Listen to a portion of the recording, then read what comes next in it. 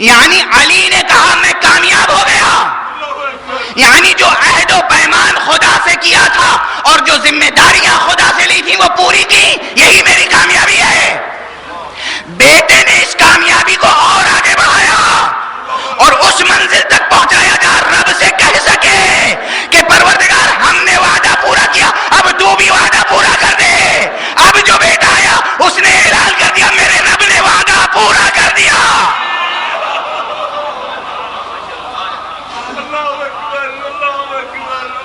الحمدللہ الذی صدقنا وعدہ، اس رب کا شکر جس نے اپنا وعدہ پورا کر دیا۔ یہ اعلان سید سجاد ہے، یہ ہے کامیابی سلسلہ امامت اہل بیت کی۔ بس گفتگو ختم ہو گئی۔ کیوں نہ اللہ ان سے کیا ہوا اپنا وعدہ پورا کرتا؟ اس لیے کہ انہوں نے جو وعدہ کیا تھا اس سے زیادہ پورا کیا۔ بس وعدہ اتنا ہی تو کیا تھا حسین نے کہ میں قربانی دوں گا، اتنا ہی وعدہ تھا نا۔ اے معبود تیرے دین پر اگر کوئی وقت آ گیا تو میں قربانی دوں گا، میں قربانی دوں گا، میں قربانی دوں گا، یہی وعدہ تھا نا۔ حسین نے تنہا اپنی قربانی نہیں دی، اپنے ساتھ 72 کی قربانی دے دی، اور صرف 72 ہی نہیں جس میں غیر معصوم افراد نہیں تھے، وہ 72 جس میں 18 بنی ہاشم کے یوسف شامل تھے،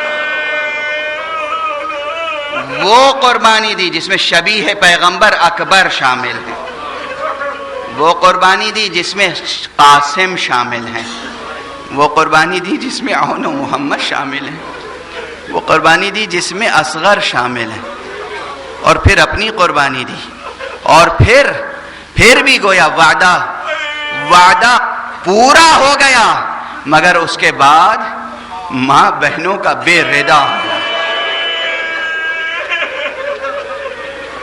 اب یہ روایت تو میں بہت پڑھتا ہوں اور آپ بہت سنتے ہیں، پھر بھی بتائیے کہیں اس کی علمناکی میں کوئی کمی آتی ہے؟ تاثیر میں کوئی کمی آتی ہے؟ سید سجاد یہ اس لیے بھی زیادہ پڑھتا ہوں کہ صحیح ترین روایتوں میں سے، اس روایت میں نہ غلو ہے، نہ وضع ہے، نہ کوئی کمزوری ہے، صحیح ترین روایتوں میں سے ہے کہ چاہنے والے نے کہا آقا کب تک گریہ کریں گے؟ جیسے دنیا ہم سے کہتی ہے، دنیا ہم سے کہتی ہے نا 1400 برس گزر گئے کب تک گریہ کرو گے؟ انہیں معلوم نہیں ہمارے دل کا زخم کتنا گہرا ہے، انہیں معلوم نہیں ہمارے دل کا زخم کتنا گہرا ہے، یہ گریہ رک نہیں سکتا۔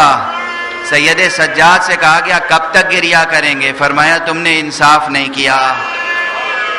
یعقوب کے 12 بیٹوں میں سے ایک بیٹا نگاہوں سے اوجھل ہو گیا تھا، معلوم تھا کہ بیٹا زندہ ہے، مگر اتنا گریہ کیا کہ آنکھیں بے نور ہو گئیں، آنکھیں سفید ہو گئیں۔ میرے سامنے تو 18 یوسف بھوکے اور پیاسے ذبح کر دیے گئے۔ اور جب کہنے والے نے کہا کہ آقا یہ اللہ کی راہ میں شہادت تو آپ کے خاندان کی روایت ہے، میراث ہے آپ کی، سیرت ہے آپ کی، سنت ہے آپ کی، بس تڑپ گئے اور کہا ہاں قتل ہو جانا اللہ کی راہ میں ہماری سیرت و سنت ہے، مگر ماں بہنوں کا بے ردا، بازاروں میں پھرایا جانا، درباروں میں لے جایا جانا، زندانوں میں رکھا جانا، یہ ہمارے خاندان کی میراث نہیں ہے۔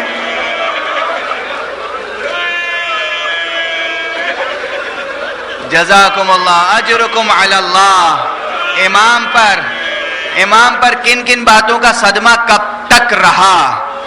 بس یہ جملہ بھی سنتے جائیے جو اس سفر میں نے ابھی کسی مجلس میں نہیں پڑھا ہے، کہ جب امام مدینے کی گلیوں سے گزرا کرتے تھے تو جو قصاب ہوتے تھے وہ اپنی دکانوں پہ پردہ ڈال دیتے تھے،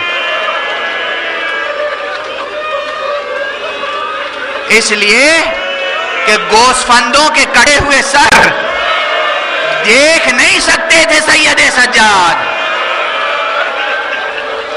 بس میں سینے پہ ہاتھ رکھ کے ایک جملہ کہہ رہا ہوں، ایسے جملے مجھ سے کہے نہیں جاتے ہیں، مگر تاریخ میں ہے سرکار ابو عبداللہ الحسین صبت رسول امام حسین کو جس طرح ذبح کیا گیا تھا، وہ الفاظ تاریخ میں آپ کی ریش مبارک سے بے ادبی کی گئی، آپ کے سینے مبارک سے بے ادبی کی گئی، اور جس طرح کسی گوسفند کو ذبح کرتے ہیں اس طرح سرکار کو ذبح کرنے کی کوشش کی گئی۔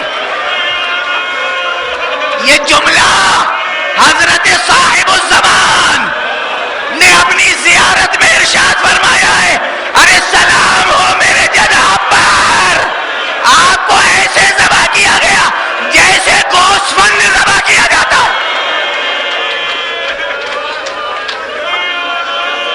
یہ سبب تھا کہ سید سجاد گوسفندوں کے کٹے ہوئے سر نہیں دیکھ سکتے تھے، اور قصاب اپنی دکانوں پہ پردے ڈال دیتے تھے۔ ایک مرتبہ ایسا ہوا، حضور گزر رہے تھے، قصاب کی آنکھ نہیں پڑی حضرت پر، نہ دیکھ سکا، قریب آ گئے، جیسے ہی نگاہ پڑی چہرے کا رنگ متغیر ہو گیا، زمین پر بیٹھ گئے۔